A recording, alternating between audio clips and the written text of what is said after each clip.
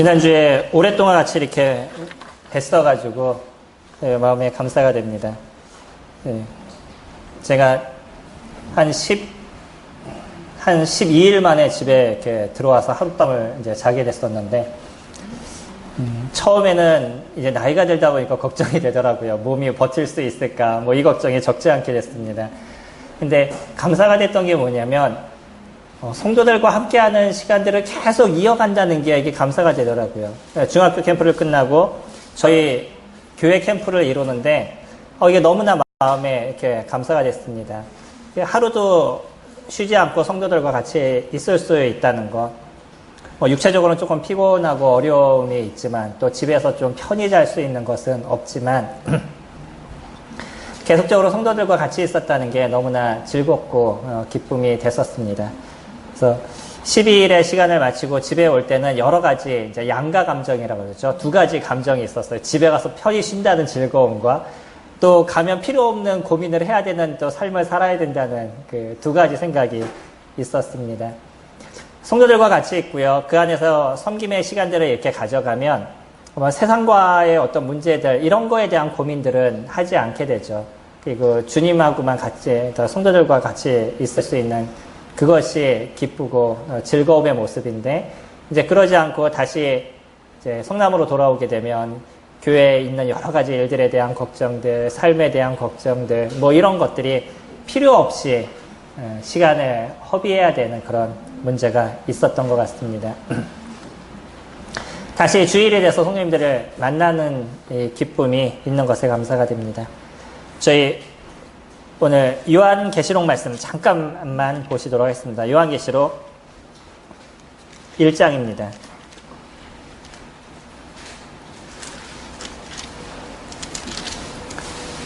제가 이번에 어린이 캠프에 가가지고 주된 말씀 이 한 구절을 갖고선 거의 모든 시간들을 같이 사용을 했습니다. 요한계시록 1장 3절 말씀입니다.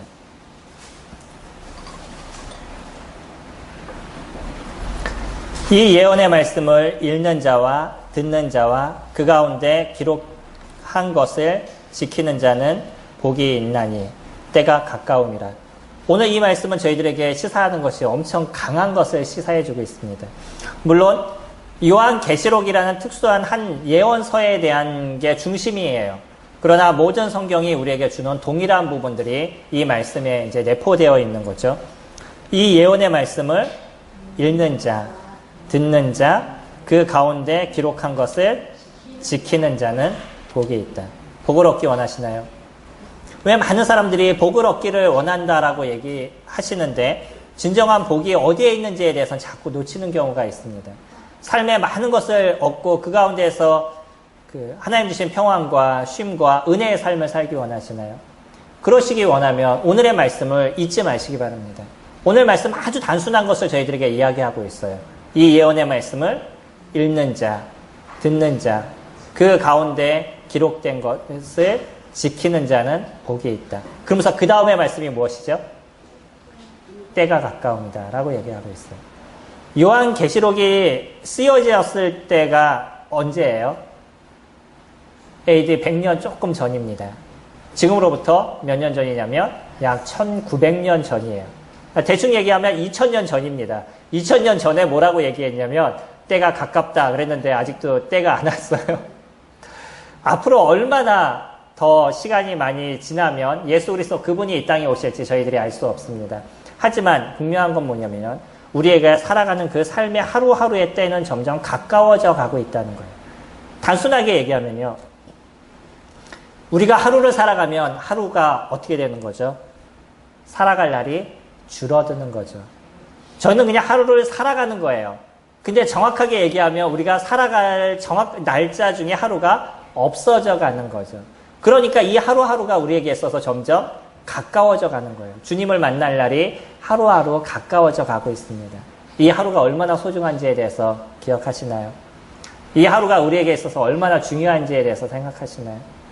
오늘 하루를 소중히 여기시기 바랍니다. 그리고 그 하루를 주님과 함께 아름답게 살아가시기 바랍니다. 그것만이 저희들에게 남는 것이에요. 아무리 돈을 많이 갖고 있고 아무리 명예를 갖고 있고 한다 할지라도 나중엔 아무 소용이 없어요. 저희들에게 남을 것은 얼마나 우리가 주님과 함께하는 삶을 그 삶 속에서 살아갔느냐. 그래서 주님이 우리들의 삶에서 얼마만큼 자정하시고 그분과의 즐거움의 시간들을 저희들이 이루어갔느냐. 그것만이 저희들에게 있어서 남을 것입니다.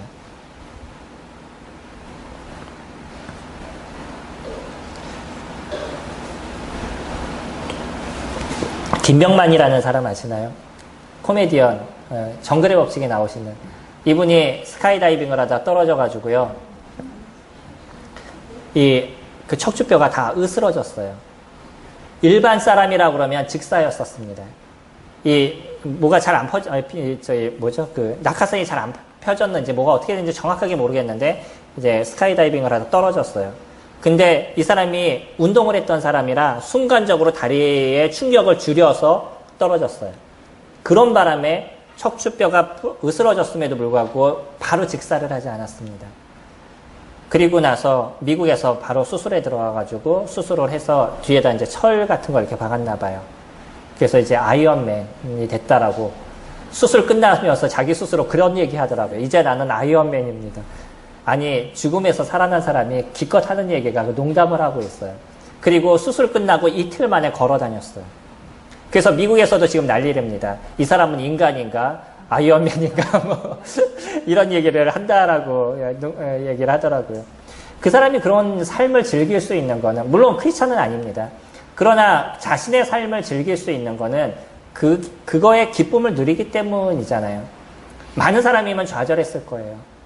근데 이 사람 뭐라고 얘기하냐면 자기가 뼈가 다 붙는 순간 다시 한번 뛸 겁니다. 이런 얘기 하더라고요.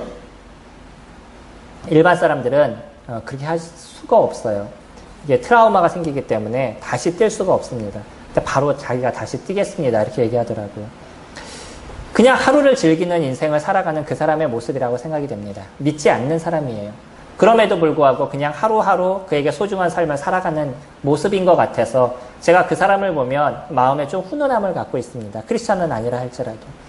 저희들의 삶이 오늘의 이 하나의 말씀을 붙잡고 그 안에서 쉼과 은혜를 이루는 삶을 살아가는 것, 그것이 우리에게 있어서 가장 소중한 삶이 될 것입니다. 저희 오늘 살펴보기를 원하는 것은 그렇기 때문에 우리가 하나님의 말씀을 어떻게 볼 것이냐는 거예요. 많은 사람들이 하나님의 말씀을 보는데 자의적 해석을 많이 합니다. 자의적 해석이라고 얘기하면 자기가 원하는 대로 해석을 하는 거예요. 하나님의 말씀이에요. 근데 자기가 원하는 대로 해석을 해요. 그러면 자기 말씀이에요? 하나님의 말씀이에요? 자기 얘기인 겁니다. 이거 조심해야 될 것이에요. 저희가 똑같이 하나님의 말씀을 보는데 얘기하는 게 다 달라요. 그러면서 우리는 뭐라고 얘기하냐면 서로가 다 주신 게 다릅니다. 이렇게 얘기를 해요. 하나님은 한 가지를 주셨는데, 일을 주셨는데, 보면서 난 입니다, 나는 삽니다, 나는 삽니다 라고 얘기하면서 우리는 다 같은 걸 하나님이 주셨습니다. 이렇게 얘기를 해요. 맞는 거예요? 틀리는 거예요? 뭔가 고민해야 될 부분이 있지 않을까요? 하나님께서 일이라고 얘기하셨으면 그건 우리는 무엇으로 받아들여야 돼요?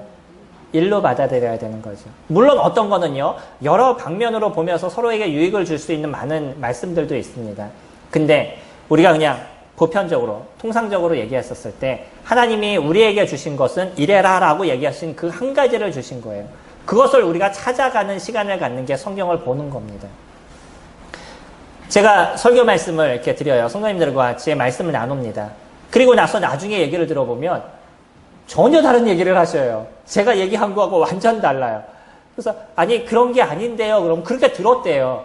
그럼 제가 어떻게 하겠어요? 그렇게 들으셨대는데. 그러면 그거를 해결할 수 있는 방법은 뭐냐면 녹화한 거 다시 틀어놓고 다시 얘기하는 수밖에 없는 거죠. 근데 왜 이런 얘기가 나와요? 왜 그럴까요? 똑같이 지금 성도님들과 저하고 얘기하고 있는 이 순간에도요, 성도님들이 어떤 생각과 어떤 가치관, 어떻게 알고 계시냐 이런 거에 따라서 받아들이는 게 다른 걸 받아들이시는 거예요. 우리가 갖고 있는 지적인 수준, 성경을 아는 수준이죠. 성경을 아는 수준, 그리고 내가 살아왔던 삶의 모습, 그리고 지금 내가 무슨 생각을 하고 있느냐, 이 모든 것이 합쳐져가지고 들리는 얘기가 다르게 들릴 수 있는 거예요. 성도님들 그러니까 무슨 훈련을 하셔야 되냐면 제가 얘기하고 있는 게 무슨 얘기를 하는지에 대해서 바르게 이해할 수 있는, 그러니까 정확하게 얘기하면 바르게 해석할 수 있는 훈련을 하셔야 돼요. 내가 갖고 있는 생각대로 그것을 받아들이는 게 아니고요. 저 사람이 무슨 얘기를 하고 있느냐, 그것을 정확하게 받아들이셔야 됩니다. 그래야지 문제가 없으셔요. 그러지 않으면 오늘 이 시간 제가 나눴던 말씀이 이상한 얘기가 또 하나가 나올 겁니다. 그나마 저희는 좋은 게 있어요. 뭐죠? 아시나요? 저에게는 좋은 게 있습니다. 성도님들한테 매주 오늘 전할 말씀을 주보에다 올려드려요.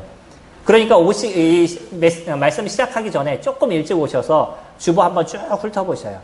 그러면 오늘 말씀의 큰 틀에서 벗어나지가 않을 겁니다.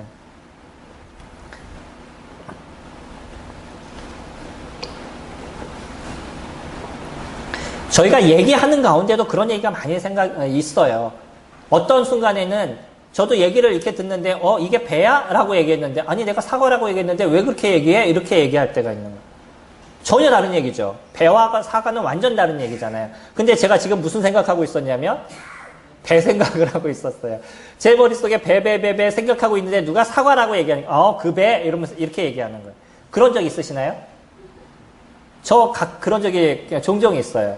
제가 뭐를 생각하고 있으면 그대로 받아들이는 거예요. 이게 이제 조심스러운 겁니다. 성경을 보실 때도 뭐냐면 내가 그런 생각을 갖고 성경을 보면 성경이 그렇게 보여요. 그렇기 때문에 조심해야 될 사항입니다. 성경은 어떻게 보셔야 되냐면 있는 그대로 무엇을 얘기하는지에 대해서 내가 갖고 있는 생각이나 내가 갖고 있는 가치관 아니면 내가 이해하고 있었던 예전의 말씀 이 모든 것을 좀 배제해 놓은 상태에서 있는 그대로 성경을 보시는 훈련을 하셔야 됩니다. 그러면 그냥 쭉 읽으면서 여기서 무엇을 얘기하는지를 저희가 찾아갈 수가 있어요. 그게 하나님께서 하신 이야기입니다. 성경은 우리에게 아주 단순하게 주셨어요. 그때 당시 시대에 가장 학력이 안 좋은 사람들이 쓴 게 성경이에요. 가장 안 좋다는 표현은 제가 잘못 얘기한 겁니다. 정확하게 얘기하면 베드로나 이런 분들이 쓰실 때 그분의 학력이 그렇게 높지 않았습니다. 그러니까 일반 사람들이 읽어서 일반 사람들이 이해할 수 있는 언어로 적힌 게 성경이에요. 물론 바울이라는 사람은 조금 고차원적인 공부를 한 사람입니다. 저희가 바울 서신서를 많이 보고 있죠. 하지만 그도 이 성경을 쓸 때 다른 사람에게 편지로 보낸 거예요. 편지를 보냈는데 그 편지 안에 이해하지 못할 암호를 숨겨놨다 그러면 그 사람들이 당시에 그걸 어떻게 이해를 했겠어요. 근데 우리가 고린도전서 아니면 로마서 서신서를 쭉 보면 그 시대에 있었던 공동체들이 이 내용을 충분히 이해했다는 것을 저희들이 알 수 있는 거죠. 그들은 충분히 이해했습니다. 그렇기 때문에 저희가 지금 이 성경을 보는 데서도 충분하게 그 성경의 내용을 이해할 수 있는 내용이에요. 여기 계신 모든 성도님들이 있는 그대로 쭉 읽으시면 그 내용을 그대로 이해할 수 있는 게 성경입니다. 성경을 어렵다라고 생각하지 마세요. 가장 쉬운 게 우리에게 적혀진 성경입니다. 그래서 성경을 보는 데 있어서 몇 가지의 방법을 제가 적어드렸어요. 물론 이 외적으로도 조금 많이 있습니다. 근데 가장 기초적으로 저희가 성경을 보는 몇 가지 방법 중에 하나가 뭐냐면 첫 번째는 무엇으로 보라고요? 문자적으로 읽어야 된다는 거예요. 지금 제가 말씀드린 겁니다. 그냥 그대로 쭉 문자적으로 어떻게 적혔는지 그대로 보시면 돼요. 이게 성경을 보는 방법입니다. 어떤 부류는요, 성경을 볼 때마다 무엇을 찾냐면 여기에 숨겨져 있는 무엇인가 영적인 의미를 자꾸 찾아내요. 그래서 그것을 자꾸 이야기하려고 노력을 합니다. 그러면 듣는 입장에서는 뭔가 새로운 걸 얻으시고 그 새로운 것을 얘기하시니까 그 말씀이 놀랍게 느껴지는 거예요. 나는 발견하지 못하는 그 어떤 것을 얘기하니까. 근데 성경에는요, 무엇인가 숨겨져 있는 영적인 의미, 이런 것을 하나님께서 숨겨놓지 않으셨어요. 있는 그대로의 내용을 얘기하는 겁니다. 제가 성도님께 지금 얘기하잖아요. 쭉 얘기하는데 이 말 속에 무슨 의미와 뜻과 이런 게 숨겨져 있으세요? 아니면 그냥 제가 얘기하는 그대로를 이해하실 수 있으셔요? 성경도 똑같은 겁니다. 그냥 그대로 제가 얘기한 것처럼 그대로 적어놓은 게 성경인 거예요. 근데 여기에 어떤 영적인 의미를 찾으려고 노력하니까 성경이 이상해져 가는 거죠. 가끔 제가 말씀을 드리잖아요. 예전에 선한 사마리아인에 대해서 얘기를 할 때 아주 예전에 있었던 그런 그 선진입니다. 저희들의 선진인데 그분이 그거를 해석하면서 뭐라고 얘기를 했냐면 선한 사마리아인은 예수님이시고 그 다음에 강도는 우리들이고 주막은 교회입니다. 그래서 우리가 맞아서 막 쓰러져서 이런 사람을 예수 그리스도께서 오셔서 그를 데려다가 주막이라는 곳에서 우리를 보호해 주셨습니다. 이 교회라는 곳에서 우리를 보호해 주셨고 그분이 두 렙돈을 줬는데 두 렙돈을 주고 나중에 가면서 내가 다시 오리라고 얘기하셨습니다. 이거는 예수님께서 다시 이 땅에 오실 것을 얘기하는 것이고 두 렙돈은 구약과 신약을 얘기하는 성경을 주신 겁니다. 그렇게 얘기를 했어요. 놀랍지 않나요? 너무 이 해석이 놀랍게 느껴지지 않으셔요? 이 얘기가 AD 1년 전에 했던 얘기예요. 그러니까 그분이 100년에서 300년 사이네요. 제가 정확하게 기억이 안 나요. 300년 안에 살았던 분이에요. 그때 했던 얘기가 지금까지 흘러나오고 있고요. 그 얘기가 많은 사람들이 회자하고 있는 얘기가 됐어요. 선한 사마리아인을 얘기하면서 예수님이 뭐라고 얘기하셨어요? 누가 선한 자냐? 그 얘기 하셨잖아요. 이 중에 누가 선한 자냐? 선한 자를 얘기했는데 거기에 누가 나오냐? 예수님이 나오고 교회가 나오고 신약과 구약이 나오고 뭐 교회가 나오고 다 등장하는 거예요. 원래 얘기했던 내용과 전혀 다른 얘기가 되는 거예요. 또 어떤 목사님이 뭐라고 얘기했냐면 골리앗과 다윗이 싸우는데 다윗이 골리앗을 무찔러러 가기 위해서 돌멩이 5개를 준비해서 갔어요. 그래서 돌물매로 해가지고 던졌죠. 골리앗을 이겼습니다. 이 5개의 돌멩이가 뭐냐면 믿음의 돌멩이, 소망의 돌멩이, 사랑의 돌멩이 뭐 이래서 5개 돌멩이를 들고 갔어요. 그랬답니다. 근데 이걸 어떻게 우리가 이해할 수 있냐는 거예요. 성경을 봤었을 때. 다윗은 돌멩이 들어갈 때 믿음의 돌멩이를 고르고 소망의 돌멩이를 고르고 그렇게 갔냐는 거예요. 다윗이 어떻게 갔겠어요. 잘 던져서 잘 맞으면 죽을 수 있는 돌멩이 그런 걸 5개를 골랐겠죠. 그래서 그걸 들고 갔겠죠. 뭔가 거기에다가 영적인 의미를 자꾸 숨겨놓으려고 노력하면 듣는 사람은 특별한 걸 듣는 것 같지만 하나님이 얘기하신 거하고는 전혀 다른 얘기가 되어버리는 거죠. 이걸 알레고리죠. 뭐 풍유적 해석이다. 우리가 보통 그렇게 표현을 합니다. 성경은 그냥 있는 그대로 쭉 읽으셔요. 있는 내용 속에서 어떻게 시작해서 어떻게 끝나는지의 그 내용을 보면 무엇을 말하는지에 대해서 정확하게 알 수 있습니다. 제가 지금 무엇을 얘기하죠? 무엇을 중심으로 얘기를 하고 있죠? 예, 성경을 해석하는 방법에 대해서 중심으로 말씀을 드리고 있죠. 그 내용을 지금 얘기하는 거 다 이해하시잖아요. 그런 내용이 성경에 적혀 있는 거예요. 그러니까 성경을 보시는데 그냥 문자적으로 쭉 보시면 이해하시는데 전혀 무리가 되지 않습니다. 어려워하지 마세요. 그리고 무슨 영적인 의미를 그 안에서 찾으려고 자꾸 골몰하지 않으셔도 충분히 적혀있는 내용에서 하나님 얘기하신 거 저희들이 찾아갈 수가 있어요. 그러니까 두 번째, 문맥적으로 성경을 보셔야 된다는 거예요. 문자적으로 보다 보면 또 어떤 분이 계시냐면 아주 극단적인 문자주의자들이 있습니다. 그래서 모든 걸 문자적으로 다 해석을 해서 이 문자가 조금이라도 틀려지면 문제가 생겨요. 그러니까 어떤 분은 저희 교회 오셔서 옛날에 그런 얘기 하신 분이 계셔요. 아니, 성경이 왜 틀려요? 이 교회 이상한 거 아니에요? 이렇게 얘기하시더라고요. 그때 당시 성경이 다 바뀌고 있는 수준에 그분만 성경이 안 바뀌었던 옛날 성경을 본 거예요. 그러면서 우리한테 뭐라고 얘기하냐면 성경이 틀리기 때문에 당신네들 이단 아니에요? 이렇게 물어보더라고요. 성경은요. 성경이 적힌 처음의 언어가 어떤 건지 아시나요? 아시죠 다? 헬라어, 히브리어, 또 하나 있습니다. 아람어입니다. 3가지 언어로 성경이 적혔어요. 구약은 아람어가 들어가 있는 종종 아람어가 들어가는 데가 있고 히브리어를 중심으로 적혔고요. 신약은 헬라어로 적힌 거죠. 이 언어를 무엇으로 번역한 거예요? 우리나라가 한글로 번역했습니다. 그러면 번역하는 데 있어서 언어 하나하나가 완전히 조금이라도 변형되면 안 되나요? 이미 번역하는 데 있어서 바뀌었잖아요. 언어가 바뀐 거 아니에요. 근데 그 단어에서 조금만 바뀌면 문제가 있는 것처럼 얘기를 해요. 이건 우리가 이 성경이 번역됐다는 걸 이해하지 못하는 데서 오는 겁니다. 단어 하나하나에 너무 집중하지 않으셨으면 좋겠어요. 그리고 구절에 너무 집중하지 않으셨으면 좋겠고요. 진짜 우리가 문자적으로 본다라는 그 의미는 무엇을 내포하고 있는 거냐면 문맥적으로 보는 것이에요. 이 문맥으로 쭉 보게 되면 성경을 이해하는 데 문제가 없게 되는데 그러지 않으면 이상한 얘기를 하는 겁니다. 그러니까 성경을 비판하는 사람들이 뭐라고 얘기하냐면 예수님은 오른쪽 뺨을 맞으면 왼쪽 뺨을 반대인가요? 뭐 돌려대라 이렇게 얘기했는데 왜 예수님도 화내셨냐 이래요. 예수님 화내신 내용이 성경에 나오나요? 안 나오나요? 나옵니다. 이상한 사람 아닙니까? 이렇게 얘기하는 거예요. 반대로 얘기하는 그 문맥이 무엇인가를 보면 우리가 그걸 충분히 이해를 할 수 있습니다. 저기 한번 볼까요? 출애굽기 9장 말씀입니다.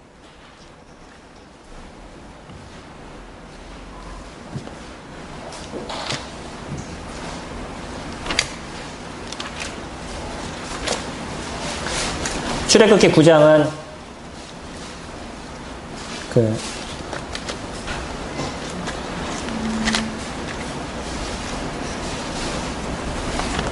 10가지 재앙이 내리는 문제에 대해서 이야기를 하고 있죠. 그 중에서 6절 말씀 보시면 이튿날에 여호와께서 이 일을 행하시니 애굽의 모든 가축은 죽었으나 이스라엘 자손의 가축은 하나도 죽지 아니하니라 라고 얘기를 하죠. 20절에 보시면 바로의 신하 중에 여호와의 말씀을 두려워하는 자들은 그 종들과 가축을 집으로 피하여 들였으나 가축이 또 나요. 다 죽었다는데. 이거 보시면서 생각해 보신 적 있으셔요? 그 전에 가축이 다 죽었다라고 얘기했었어요. 근데 그 다음에 보면 가축이 또 나와요. 뭐죠? 얘기하는 데 있어서 과장법인 겁니다. 그들의 애굽에 있는 많은 가축들이 죽은 것에 대해서 과장법으로 얘기하신 거지 이것이 그대로 문자 그대로의 어떤 극단적인 것을 얘기하신 것이 아니라는 거예요. 이런 내용들이 성경에는 종종 이야기를 합니다. 제가 가끔 얘기하잖아요. 요번에요 우리들 너무 힘들어서 다 죽을 뻔했어요. 뭐 이렇게 얘기하면 진짜 다 죽었냐는 거예요. 이건 의미가 다른 거잖아요. 그리고 과장으로 뭔가를 얘기하는 거죠. 우리가 얘기할 때 그런 부분들이 적지 않게 들어갑니다. 성경도 그런 내용들이 적지 않게 들어가요. 그러니까 문맥을 쭉 살펴보면 그 문맥 속에서 그거를 이해할 수가 있는 거예요. 그렇게 얘기한 거예요. 그래서 하나님도 그런 얘기 하시잖아요. 분명히 네가 이렇게 하면 애굽의 백성을 그러니까 너희 백성을 보내줄 것이다라고 얘기하는데 첫 번째 얘기할 때 보내줄 거라고 얘기했는데 두 번째 할 때도 안 보내주고 세 번째 보내줄 때도 안 보내주고 네 번째 할 때도 안 보내줘요. 그 하나님 말씀이 틀렸냐는 거예요. 하나님 끝까지 보시면서 그 얘기를 하신 거죠. 그리고 여러 가지 재앙을 내리실 것에 대해서 하나님 생각하시면서 얘기를 하신 거예요. 하나만 갖고 극단적으로 얘기를 하면 말씀이 오류가 있다라고 보여지는 거죠. 그렇기 때문에 성경을 볼 때는 문자적으로 쭉 보셔야지만 거기서 문제가 없어지게 돼요. 이런 내용들이 성경에는 적지 않게 많이 등장을 합니다. 그러니까 보시면서 그것이 문학적으로 보셔야 되는 거예요. 그러니까 산문, 저희들이 보는 웬만한 모든 성경의 대부분은 산문으로 되어 있어요. 산문이라고 얘기를 하면 뭐 수필이라든지 아니면은 에세이 또 뭐 편지 뭐 소설 이런 것들을 산문이라고 얘기하거든요. 그냥 있는 그대로 쭉 써내려가는 것들. 그런 산문이 있고요. 또 시가 있죠. 시는 문자 그대로 보지 않잖아요.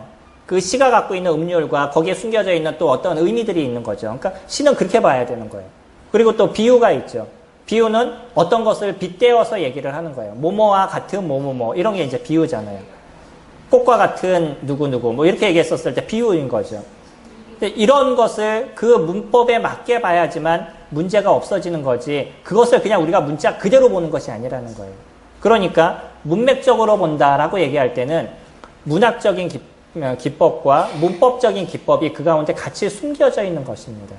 그래서 그것 그대로 보게 되면 성경은 문제가 없어져요.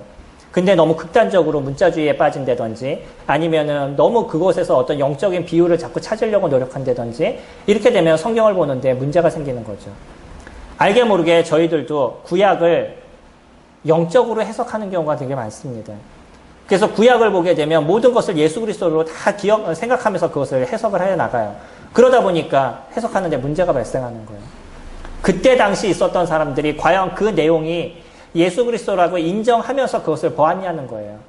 그거는 그때 당시에 있는 사람들한테 편지를 쓴 거잖아요. 글을 적은 거잖아요.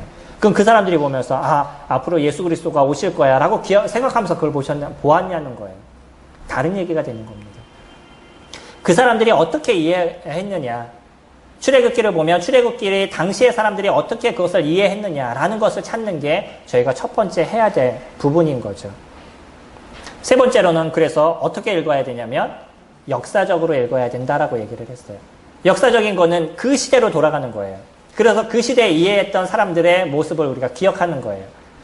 성경은 언제부터 적혀졌냐면 지금으로부터 약 3,500년 전부터 1,900년까지 적힌 거예요. 그러니까 BC 1,500년부터 시작해서 AD 100년까지 적힌 게 성경인 거죠. 이 오랜 기간 또 이미 예전부터 적힌 이 성경을 지금 우리가 갖고 있는 생각으로 그냥 이해를 하려고 노력하면 문제가 발생하는 거죠. 그때 당시로 돌아가서 그 사람들은 그것을 어떻게 이해했냐를 저희들이 보아야 될 것입니다. 그러니까 그거를 똑같이 하려고 노력하니까 문제가 발생하는 거예요. 어떤 사람들은 기타를 쳐서는 안 된다고 그러고 피아노를 쳐서는 안 된다고 그래요. 저희들 그 성만찬 시간에 피아노 친 지 얼마 된지 아셔요? 저희 교회도 얼마 되지 않습니다. 그렇게 오래되지 않아요. 이 피아노 하나, 성만찬 시간에 피아노 하나 치는 것도요, 이건 성경에서 옛날에 안 그랬어 라고 얘기하셔서 하지 말아야 된다라고 얘기하시는 거예요. 그때 당시에는 피아노가 없었어요. 당연히 안 쳤죠. 그리고 구약의 큰 북소리, 작은 북소리 이런 거는 뭐라고 얘기하시냐면 뭐 엘토, 소프라노 뭐 이런 걸로 해석을 하시는 거예요. 그들은 큰 북을 쳤고요. 작은 북을 쳤습니다. 그들도 악기를 사용했어요. 근데 왜 지금 악기를 사용하면 안 되죠? 그러니까 뭔가 자꾸 의미를 다르게 부여하는 겁니다. 있는 그대로 저희가 봐야 될 필요가 있고 그때 당시에 어떻게 이해를 했냐라는 것을 저희가 생각하면 지금 이런 일들을 이루는 데 있어서 어려움이 안 되는 거죠. 저희 자매는 하남에서 처음에 저희 자매를 봤었을 때 20대였었어요. 저희 자매를 제가 처음 본 게 24살에 봤네요. 24살에 저희 자매를 봤는데 그 당시 우리 자매 얼굴이 화장을 하나도 안 한 그대로의 자연 그대로의 모습이고 치마는 말 그대로 그 발목 여기까지 내려오는 그런 치마들을 입고 다녔어요. 그게 하남의 특징이었습니다. 하남교회. 거기에서는 그렇게 하라고 얘기를 하셔서 물론 이제 교회의 어떤 특징 속에서 그런 모습이 있을 수 있으면 좋겠죠. 근데 성경이 그렇게 얘기한다는 거예요. 성경이 어디를 그렇게 얘기하고 있나? 성경이 화장하지 말라고 얘기하거나 아니면 긴 치마 입으라고 얘기하거나 뭐 그렇게 얘기하는 성경 구절이 어디에 있어요? 당시에 하다못해 남자들도 긴 치마 입었어요. 그들은요. 그러지 않나요? 그들의 문화로 돌아가 보면 그들이 입었던 게 바지를 입었어요. 긴 치마를 입었어요. 그들의 문화하고 우리 문화하고 다릅니다. 그들이 입었던 거는 우리가 영화를 통해서 보는 것처럼 치마 같은 걸 입었어요. 남자들도. 우리하고 다른 겁니다. 근데 그대로인 것처럼 우리가 자꾸 얘기를 하면 이것이 어려워져 가는 거예요. 지금의 시대에서 우리가 이것을 어떻게 받아들여야 되는가. 디모데전서에서는 옷에 대해서 얘기할 때 뭐라고 얘기를 해요? 아담한 걸 입으라는 거예요. 그러면 아담한 게 그때 당시에 아담한 게 무엇이냐.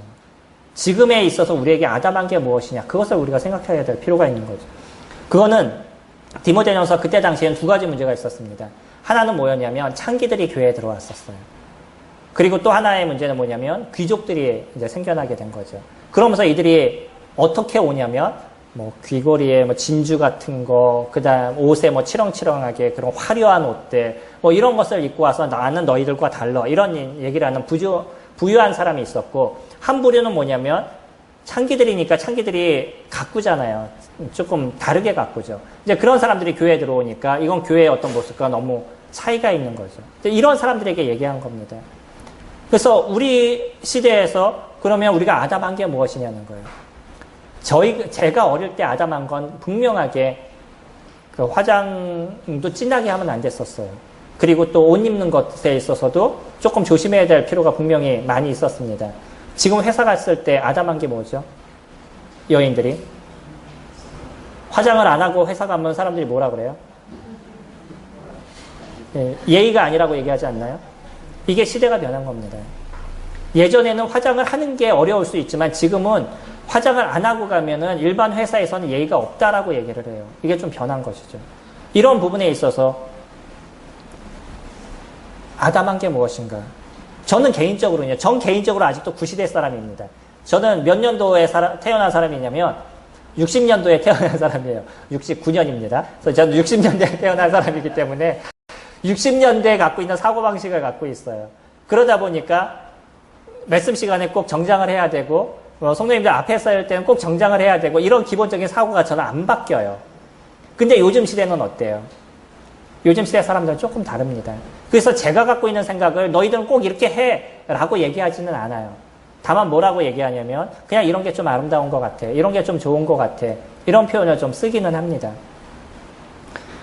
우리가 뭔가를 극단적으로 그 역사적인 부분을 생각하지 않고 아니면 또 그때 당시 어떤 문화적인 것을 생각하지 않고 성경을 보게 되면 잘못 그것을 들어서 쓰는 거예요. 그러니까 그때 모습과 똑같아야 된다라고 얘기하면서 피아노도 쳐야 되지 않는다, 뭐도 해야 되지 않는다, 뭐 의자도 없어야 된다. 그때 당시 의자 없었잖아요. 그렇게 얘기를 하니까 그러면은 뭐도 없어야 되냐면 에어컨도 없어야 되고요. 마이크도 없어야 되고 이거는 또 있어야 된다라고 얘기해요. 그럼 뭐 어떻게 이해를 하는 거죠? 이런 부분에서 우리가 성경을 있는 그대로 보는데 무리가 없게 봐야 되는 거죠. 이게 성경을 우리가 분별하는 모습인 겁니다. 성경을 보실 때요. 내가 갖고 있었던 예전에 갖고 있는 전통과 이런 걸 갖고서는 그대로 대입하려고 노력하지 마세요. 내가 예전에 들었던 거, 예전에 난 이렇게 들었어. 그러니까 너희들은 이렇게 해. 이렇게 얘기하는 것처럼 우스운 게 없습니다. 성경에 무엇을 얘기하느냐요. 그래서 그 성경을 바르게 분별하고 있는 그대로 저희가 보고 그대로 따라가는 것. 그게 저희 교회가 갈 것입니다. 가야 될 것입니다. 예전에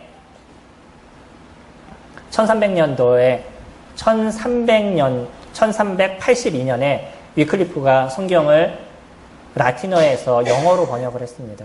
그리고 나서 위클리프는 이단으로 정죄가 되고요. 그를 따랐던 사람이 로랄드라는 사람들이 있었어요. 이 사람들이 다 이단으로 정죄가 돼서 나중에 화형을 당했었어요.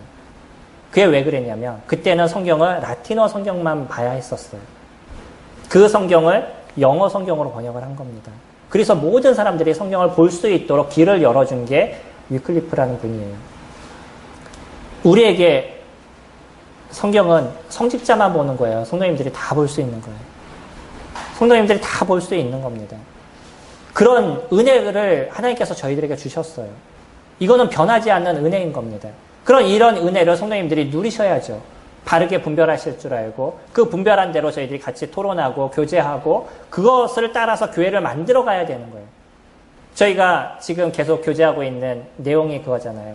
우리가 가야 될 교회의 모습을 계속 교제를 드리고 있습니다. 그 중에 제가 오늘 말씀을 드리기 원하는 건 모든 성도들이 성경을 분별할 수 있는 힘이 있는 교회가 되어야 된다는 거예요.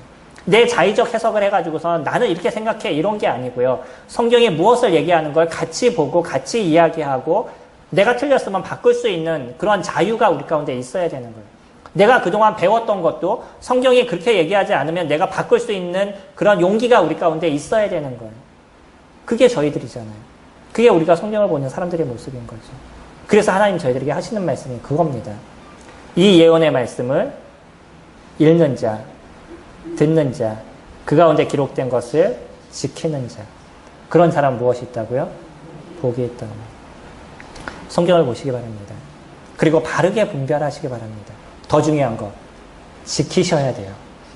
그랬었을 때 우리들의 삶에 하나님 베푸시는 크신 은혜가 저희들 가운데 가득할 것입니다. 저희 찬송가 100